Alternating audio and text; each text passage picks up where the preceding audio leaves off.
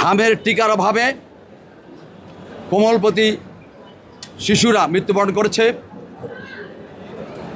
700-র মতো মৃত্যুবরণ করেছে, 1 লক্ষের কাছাকাছি বিভিন্ন হাসপাতালে চিকিৎসাধীন আছে।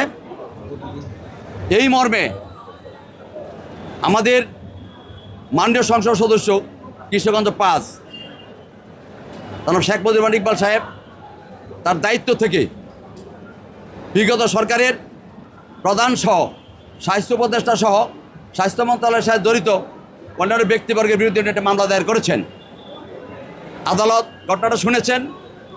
আমরা বারবার বলেছি যে বিগত সরকার পরবর্তী নির্বাচিত সরকারকে বেকায়দা ফেলানোর জন্য, জাতির কাছে হেয় প্রতিপন্ন করানোর জন্য এই যথাসময়ে হামের টিকা আনেন নাই। এই মামলা ইউনিসেফের বাংলাদেশের প্রতিনিধি সাক্ষী আছেন। ইনি বলছেন যে আমি বারবার ইউনিস সরকার বসুন্ধরা টিস্যু অশুদ্ধতার বিরুদ্ধে এক বিন্দুও ছাড় নয়।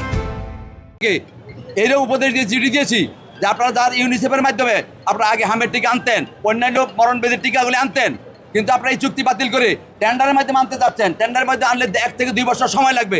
সেই ক্ষেত্রে দেশে মারাত্মক পরিস্থিতি হতে পারে। বারবার চিঠি দেওয়া সত্ত্বেও ইউনিস সরকার এগুলি মানেন নাই। ওনার নির্লক্ষ্যই ছিল পরবর্তী যে সরকার নির্বাচিত গণতান্ত্রিক সরকার আসবে তাকে জাতির কাছে বেকায়দা বলা, তাতে জাতির কাছে ছোট করা। তবু সদস্য সরকার ব্যাপকভাবে চেষ্টা করে হামের টিকা ব্যাপকভাবে প্রদান করা শুরু করেছেন। আপনারা দেখেছেন স্বাস্থ্যমন্ত্রী প্রতিদিন কোনো না কোনো হাসপাতালে দৌড়াদৌড়ি করে এগুলি ব্যবস্থা করেছেন। এখন ইনশাল্লাহ একটা অবস্থান আসছে, চিকিৎসা চলছে।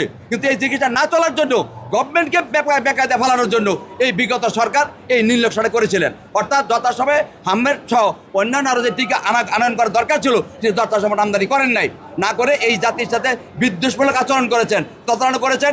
এবং যে শিশুগুলি মরেছে আমরা বলেছি এবং বাদী বলেছে যে এটা পরিকল্পিত হত্যাকাণ্ড হয়ে গেছে। এই হত্যাকাণ্ডে আমরা বিচার চাই।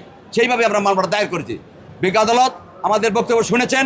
আমরা বারবার বলেছি আমাদের বক্তব্য কোনোভাবেই এই সরকারের বিরুদ্ধে নয়।